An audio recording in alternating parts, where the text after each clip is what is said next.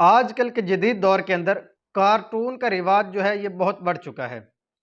हमारे यहाँ क्या होता है कि छोटे से बच्चे के हाथ में मोबाइल दे दिया जाता है कि हमारा बच्चा तो सिर्फ जो है वो कार्टून देख रहा है। याद रखें, बच्चा जो कुछ देख रहा होता है, जो कुछ सुन रहा होता है, ये उसके माइंड में, उसकी मेमोरी में महफूज हो रहा होता है। इन तमाम ही कार्टून्स के अंदर इस्लामी अकायद और नज़रियात के बरअक्स अकायद जो हैं, जो गैर मुस्लिमों के अकायद हैं, वो कार्टून्स के ज़रिए हमारी आने वाली नस्ल के अंदर जो है वो कन्वर्ट किए जा रहे हैं।